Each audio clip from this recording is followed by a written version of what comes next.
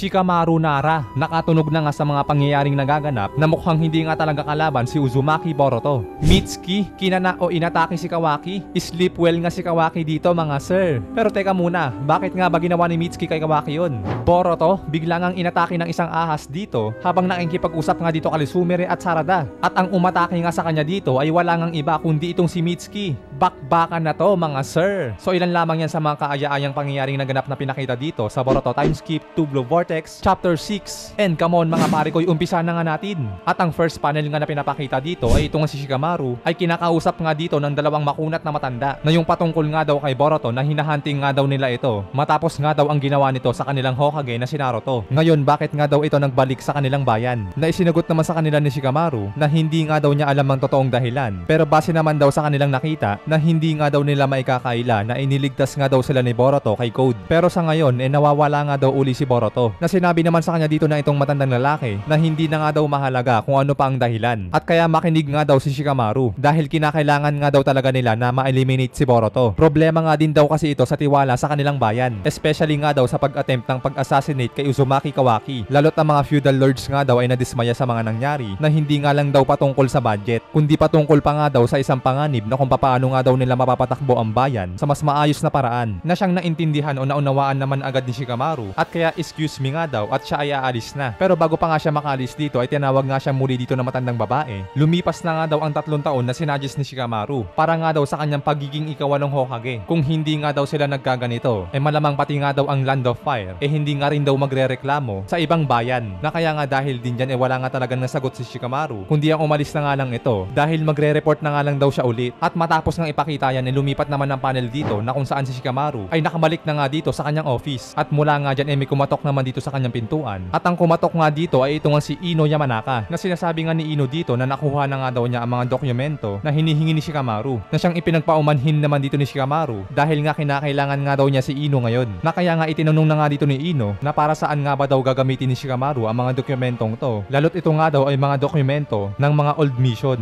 Na isinagot naman sa kanya dito ni Shikamaru na salamat nga daw dito kay Ino at makakaalis na nga daw ito. Ngunit subalit datapwat ng paglabas nga ni Ino dito dito nga bigla nga ring nagsalita si Ino sa pag-iisip at sinabi nga nito kay Shikamaru na ginawang excuse nga lang ba daw ni Shikamaru ang mga document. Ipaliwanag nga daw niya ano nga ba daw talaga ang hinahanap ni Shikamaru. Nasagot naman sa kanya dito ni Shikamaru na ayaw nga daw niya na marinig dito ng detection team pati nga daw nila Ada, Kawaki at Amado. Kaya makinig nga daw si Ino. Wag nga daw niya ibabahagi ang mga usapang ito sa kahit kanino man. Na siyang sagot naman sa kanya dito ni Ino na patawad nga daw pero nakadepende nga daw ito sa kung ano ang pag-uusapan. Dahil una nga daw sa lahat ang komunikasyon nga daw na walang record ay ipinagbabawal nga daw sa palatuntunan. Na siyang sagot naman sa kanya dito ni Shikamaru na patungkol naman daw ito sa kaligtasan ng Konoha. Kung hindi nga daw ito masusunod ni Ino tapos na nga daw ang kanilang pag-uusapan. Lalo't wala na nga daw iba pang malalapitan si Shikamaru kundi si Ino lamang. Na kaya nga dahil din sa bagay na yan dito nga walang nagawa si Ino kundi asundin na nga ng ang pakiusap ni Shikamaru. At matapos nga ipakita ang mga pag-uusap na yan lumipat naman ng panel dito kay Kawaki at Ada na dito nga sinasabi ni Kawaki na ano nga ba daw yung 10 tails na sinasabi nila na nag-evolve nga daw ang mga yon at nagkaroon nga daw ng sariling mga pagkakakilanlan. Nasagot naman ni Ada na tama nga daw si Kawaki pero hindi nga daw alam ni Ada na kung bakit nga daw nagkaganon pero mukhang nag-e-evolve nga daw ang mga yon. Nag-e-evolve nga daw na nag-e-evolve ang mga yon sa pinakakompletong kakaibang katauhan na higit pa nga daw sa kanilang normal na kalagayan. Na kaya nga dahil din dyan dito nga sinabi ni Kawaki na paano naman daw yung patungkol kay Code dahil nga daw sa kanyang palagay ikinokontrol nga daw ni Code ang mga halimaw na yon. Nasagot naman sa kanya ni Ada na umalis na nga daw si Code at hindi na nga daw niya kasama ang mga nilalang na yon dahil nga daw ang mga nilalang na yon na sinasabi niyang kinokontrol ni Code ay mga halimaw na nga daw talaga. At ang mas malaking problema pa nga daw dito na yung mga halimaw nga daw na yon ay papunta nga din daw sa mga Otsutsuki katulad nga lang din daw nitong ni Kawaki at si Boruto. Pero sa ibang hindi malaman na dahilan nga daw target nga din daw ng mga halimaw na yon ang buhay nga daw ng ikapitong Hokage na si Naruto. Nakasama nga din daw dito mismo ang buhay ni Ada na sinabi naman dito ni Kawaki na bakit nga daw ang ikapitong Hokage ang target nila. Ano nga ba daw talaga ang dahilan ng mga yon? Na sinabi naman ni Ada na hindi nga rin daw niya malaman. Na kaya nga dito sinabi na nga rin ni Kawaki na hanggat nasa kamay nga daw niya ang ikapitong Hokage hindi nga daw niya hahayaan na may mangyari at kaya uubusin nga daw niya ang mga halimaw na yon. Nakalinsabay naman yan dito nga tinawag siya ni Daemon na sinabi nga nito na si Sasuke at Boruto nga daw ang nakakaalam nga din daw na kung saan nga daw tinago ni Kawaki ang ikapitong Hokage na si Naruto. Itong dalawa nga lang daw ang bukod tangi na nakakaalam na buhay pa nga daw si Naruto. At syempre dahil wala naman daw maniniwala kay Boruto at Sasuke dahil nga itinuturing silang mga kriminal na kaya kapag ang mga claw crimes nga daw daw ay pumunta dito, hindi ba daw baga malalaman ng mga tao na nagsisinungaling nga lang daw itong si Kawaki? At hindi nga lang daw yan, dahil mas nag-aalala pa nga daw si Damon sa mas pwedeng mangyari pa nga daw dito kay Kawaki, na siyang sabat naman agad dito ni Ada na tumigil na nga daw itong si Damon. Wag na nga daw siyang magsalita pa ng mga ganyang bagay. At kaya nga dahil din dyan dito nga napa-walk out na nga itong si Kawaki, na siyang sabi naman dito ni Ada na saan nga ba daw ito pupunta. Nasagot naman ni Kawaki na iwanan na nga lang daw siya nito at mag-spy na nga lang daw ito sa kanya kung gugustuhin niya. At mula nga dyan nang makalabas na nga itong si Kawaki, dito nga pinapakita nga rin na itong si Mitsuki ay nakabang nga sa kanya dito sa labas, na sinasabi pa nga niya dito kay Kawaki na trabaho nga daw niya na bantayan siya at si Ada. At kaya kung may problema nga daw si Kawaki dito, ipaalam na nga lang daw ni Kawaki ito sa 8 Hokage na si Shikamaru. Nasagot naman ni Kawaki na wag nga daw nilang ibahin na mga paninisi. At matapos ngang ipakita ang mga eksenang yan ay lumipat naman ng panel dito kali Sumire, Boruto at Sarada. At dito nga ipinapakita na mukhang nakaramdam nga ng hiya itong si Sarada sa ginawa nga rin niya na biglang pagyakap kay Boruto, na dito nga ay kanya pa nga sinasabi na hindi nga daw niya ibig sabihin na itapon nga daw ang kanyang sarili kay Boruto, dahil ang gusto nga lang daw niyang gawin is yung matanong nga daw kay Boruto yung mga ilang bagay. Kaya lang ang problema ay hindi nga daw alam ni Sarada kung paano ito uumpisahan. At kaya nga dahil din dyan dito nga inumpisahan na nga ni Sumire na kinamusta na nga nito si Boruto, dahil 3 taon na nga daw nakalipas mula nga daw nang siya ay umalis, at nagagalak nga daw siya na bumalik na nga daw si Boruto. Nasagot naman ni Boruto na oo nga daw, salamat nga daw dito kay Sumire, at ganun nga din daw dito kay Sarada, kahit nga daw na hindi niya ma-imagine na biglang nga daw itong tumalon sa kanya at niyakap siya. Na isinagot naman sa kanya dito ni Sarada na masisisi nga ba daw siya ni Boruto, dahil alam nga ba daw ni Boruto na kung gaano nga daw siya nag-alala sa kanya. Nasabi naman ni Boruto na tama naman daw yun, na kaya gumaan nga daw ang kanyang pakiramdam nang malaman niya na okay nga lang daw itong sila Sumire at Sarada. Pero sinabi naman dito ni Sumire na okay nga lang ba daw talaga na nandito ngayon si Boruto. Nasagot naman ni Boruto na binura nga daw niya ang kanyang chakra at kaya hindi nga daw siya mahahanap ng mga sensory team. Pero pagdating naman daw kay Kawaki malamang na mararamdaman nga daw siya neto, kaya wala nga din daw siya mahabang oras. At kaya ngayon ay sasabihin na nga daw ni Boruto ang nangyari patungkol sa kanyang master na si Sasuke, dahil nga ang kanyang master na si Sasuke ay na-absorb nga daw ng Ten Tails. So habang nagsasalita nga si Boruto dito patungkol kay Sasuke, dito naman sa kabilang panel pinapakita nga na itong si Kawaki ay biglang ang nakaramdam ng presensya mula nga sa hindi kalayuan. At dito nga ay sinasabi nga rin ni Kawaki na nararamdaman nga daw niya ang presensya ni Boruto mula nga raw dito sa kanyang kinatatayuan. Hanip parang si ano lang no, parang si Tobirama lang dati sa Shinobi War. Yung sinabi niya na nararamdaman nga daw niya yung presensya ni Naruto. Nararamdaman ko ang isang napakalakas na chakra ngayon. Mula nga daw dito sa kanyang kinatatayuan.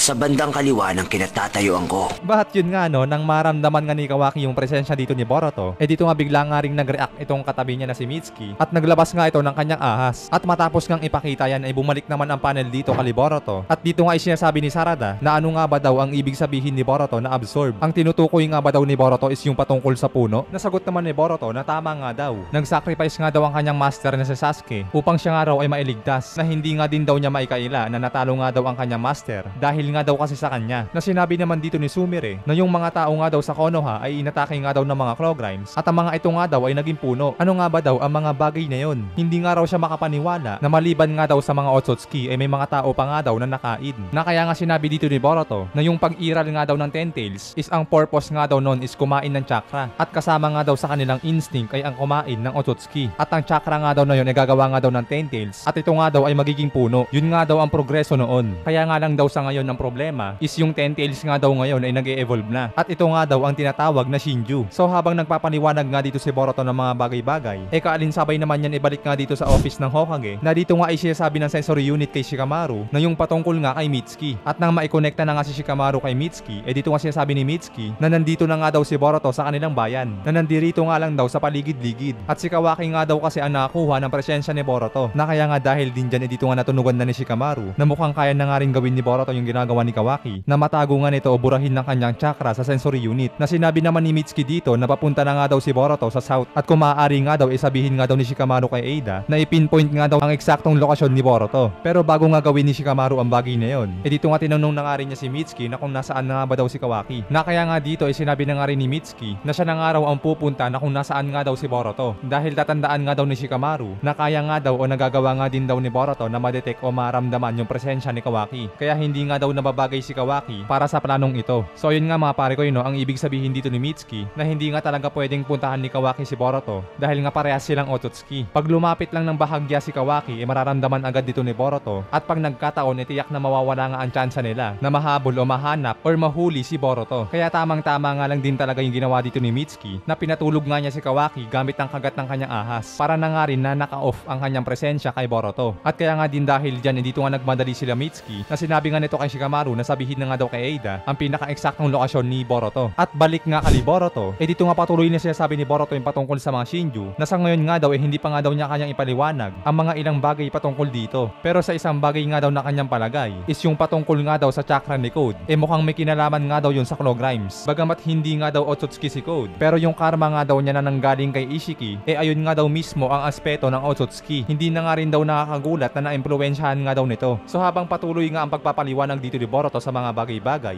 mula nga din dyan may bigla ngang tumawag sa kanya dito na tinawag nga ang kanyang pangalan at sinabi nga nito kay Boruto na ito nga daw ay isang klase ng mind-body transmission technique kaya makakasagot o makakapagsalita nga daw si Boruto nang hindi bumubuka ang kanyang bibig na kaya wag na nga rin daw ipakita ni Boruto ang kanyang ekspresyon. At ang kausap nga ni Boruto dito ay wala ngang iba kundi itong si Shikamaru na sinasabi pa nga nito sa kanya na ang pinag-uusapan nga daw nila ngayon ay hindi nga daw malalaman ng sino man or kahit ng detection team. Lalo't ang pag-uusap nga daw na ginagawa nila ngayon ay sa pamamagitan nga daw ng tulong ni Ino Yamanaka at kaya unofficial nga daw ito at hindi nga daw naka-record. Na kaya nga dahil din dyan dito nga sinabi ni Boruto na ang kasalukuyang Hokage nga ba daw ang kausap niya ngayon? Ayos nga lang ba daw ang bagay na to? Ang paninilip nga daw sa paligid-ligid tulad nito? Na sinugot naman sa kanya dito ni Shikamaru na Hokage rin naman daw ang tawag sa kanya ng mga tao. Pero tentative pa nga din daw ang bagay na yun. Lalo't hindi pa rin naman din daw na opisyal na Hokage si Shikamaru. Na sinabi naman dito ni Boruto na hindi naman daw yun ang kanyang tinutukoy. Dahil ang ibig sabihin nga lang daw niya is kung papaano nga ba daw niya mapagkakatiwalaan itong kausap niya ngayon. Na siyang sinasabi na ikaw walong Hokage. Na kaya nga dahil din dyan dito nga sinabi na nga rin ni Shikamaru na magmadali na nga daw si Boruto at umalis na nga daw sa lugar na to dahil may isang nilalang nga daw na papunta na nga daw sa kanya ngayon. At kaya mula nga din dyan dito naman sa kasunod na panel ay pinapakita ay heto na. May biglaan na nga lang na sumulpot na ahas dito sa katawan ni Boruto na mula nga din dyan dito nga makita din natin naka-atake na nga ito. Pero bago pa nga mangyari yun nakalikha nga agad si Boruto dito ng isang jutsu na naitapon o naibato pa nga niya ang kanyang katana sa ere at sa isang hand sign nga gamit nga ang flying Raijin nagawa nga itong makawala sa ahas at nakapag-teleport doon sa kanyang katana na kanyang binato nga sa ere. At nang makalanding o makalapag na nga sa lupa itong si Boruto dito nga makikita din natin itong itsura ni Mitsuki na galit at gusto nga talagang manakit na sinasabi pa nga niya dito na sa wakas nakita na nga daw sila muli ni Boruto. Matagal na panahon nga daw niyang hinihintay ang pagkakataon na to. Na sinabi naman dito nila Sumire at Sarada na teka nga muna daw, makinig nga muna daw si Mitsuki. Na siyang sagot naman dito ni Mitsuki na hindi nga daw niya alam na kung anong klaseng kasinungalingan nga ba daw ang pinakain ni Boruto dito kay Sarada. Na kaya tumabi nga daw sila dito dahil hindi na nga daw makokontrol ni Mitsuki ang kanyang lakas. At kaya mula nga dyan dito nga makikita din natin ayan na. Bumira na nga dito si Mitsuki ng kanyang mga ahas at ang mga ito nga ay pasugod na nga rin kay Boruto pero gumawa nga agad si Boruto dito ng lightning purple na mula nga din dyan dito nga makita din natin ayan na. Punit, hiwa-hiwa ang mga ahas dito ni Mitsuki. Pero hindi pa nga dyan nagtatapos ang mga atake ni Mitsuki dahil nga gumawa pa siya dito ng mga striking shadow snake assault. Ayan na! Bang! Pero mabuti na nga lang at naiwasan agad dito ni Boruto at nakalipad sa ere na habang nakalutang pa nga at nakabaligtad sa ere mula nga din dyan itinawag nga niya si Sarada at sinabi niya nga dito na ipinapangako nga daw niya na ibabalik nga daw niya ang kanyang master na si Sasuke at pati na nga daw ang mga ilang tao na naging puno at kaya sa ngayon kinakailangan nga muna daw niyang lumayo pero babalik din naman daw siya at kaya nga mula nga din dyan lumipad na nga ng tuluyan itong si Boruto papalayo nga kay Sarada at Sumire na dito naman sa kabilang banda ito nga si Mitsuki ay nakatayo pa nga dito sa lupa o dito sa lugar na pinagbakbakan niya kay Boruto na habang lumilipad naman si Boruto papalayo dito nga sinasabi niya nga rin sa kanyang kausap na si Shikamaru na kung may kailangan nga daw ito sa kanya utusan nga muna daw niya si Mitsuki na wag nga daw makialam at para nga daw walang makaistorbo sa kanilang mga pag-uusapan na kaya nga dyan dito nga sinabi na nga rin ni Shikamaru na nasa isip pa nga rin daw kasi ng bayan ng Konoha na kinakailangan pa nga rin daw kasi patumbahin si Boruto anuman daw ang mangyari at hindi nga lang daw sa bayan ng Konoha kundi nga daw kasi na pinag-utos pa ng Land of Fire na ang pangkalahatan na nga daw ang tutugis sa kanya na kaya kahit siya pa nga daw ang Hokage ngayon nonsense pa nga rin daw kung pipigilan nga daw niya si Mitsuki na sinagot naman sa kanya dito ni Boruto na umaatras na nga ba daw itong si Shikamaru ano na nga daw ang gagawin nito nasagot naman sa kanya dito ni Shikamaru na may mga ilang bagay pa naman daw na kaya niyang gawin as Hokage bagamat hindi nga daw niya maaaring tulungan si Boruto sa public pero maaari nga daw niyang bigyan ng kapangyarihan si Boruto sa sariling pamamaraan nga daw ni Shikamaru pero regarding nga daw sa bagay na yun kinakailangan nga daw niya muna ang tulong ni Boruto at kaya nga sa paunang bagay dito nga itinanong na nga rin ni Shikamaru na siya nga ba daw talaga si Uzumaki Uzumaki Boruto dahil hindi nga daw talaga matanggap ni Shikamaru ang genjutsu na nangyari sa kanya na kung bakit nga ba daw niya nasabi ang bagay na to, na hindi nga rin daw kasi niya nakonsidera ang bagay na to bago nga daw siya makinig sa mga sinabi sa kanya ni Amado, na ang posibilidad nga daw na ang kanyang sariling memorya ay peke, na kaya nga dahil din dyan dito nga napaisip itong si Ino na parang kalokohan naman daw yung mga iniisip ni Shikamaru, dahil dito nga ay sinasabi pa ni Shikamaru na ang paliwanag nga daw ay nandito na nga daw ngayon, na si Kawaki at Boruto nga daw ay nagkapalit ng posisyon, na kaya magagawa na nga daw nila ang isang punto ng ganap na pagkakaugnay. At kaya nga dahil din dyan dito nga sinabi ni Ino na ano na nga ba daw yung mga pinagsasasabi nito ng Shikamaru, seryoso nga ba daw ito? At balik nga ang Shikamaru ay gusto nga nito na marinig niya ang sagot ni Boruto, na kaya nga dito sa next panel ay pinapakita ng lumanding na nga si Boruto sa isang kagubatan. Dito nga sinabi na nga rin niya kay Shikamaru na malayo na nga daw siya sa bayan, na kaya hindi na nga rin daw siya mararamdaman ni Kawaki. So hanggang kailan nga ba daw itatagal ang pag-uusap na to? Nasagot naman ni Shikamaru na para nga daw kay Ino magagawa nga daw nito na i-cover ang kanilang pag-uusap hanggang 100 kilometro mula nga daw sa kanilang bayan. Ngunit subalit datapwat sinabi naman dito ni Boruto na paumanhin nga muna daw dahil mukhang nagkaroon nga daw si Boruto dito ng isang maliit na problema. Dahil nga dito kung mapapansin ay pinapakita rin na may lumitaw nga na isang maliit na ahas sa loob nga ng coat ni Boruto, which is alam naman natin na ito nga ay galing sa ahas ni Mitsuki. At kaya nga dahil din dyan dito nga napalingon na nga si Boruto dahil mula nga dito sa di kalayuan ay tumatakbo na nga si Mitsuki dito papalapit nga sa kanya. At kaya nga ang last panel dito na pinapakita dito nga sinasabi ni Boruto na paumanhin o patawad nga daw dahil mukhang kinakailangan nga daw niya na maging magaspang dito kay Mitsuki. So ayan nga mga pare ko yung mga pangyayaring nagrap dito sa Boruto Time Skip 2 Blue Vortex Chapter 6. Bakbakan, balagbagan, sagupaan na to sa mga next chapter. Kaya wait nyo na nga lang uli guys yung mga ating mga i-recap ng mga nagdaang chapter para nga sa mga hindi pa nakakasubaybay sa kwentong ito. Hanggang dito nga mga pare ko, maraming salamat sa inyong panonood. Keep safe palagi, sana'y nag-enjoy kayo. Anime Tagalog, Tana Kayan, nagpapaalam.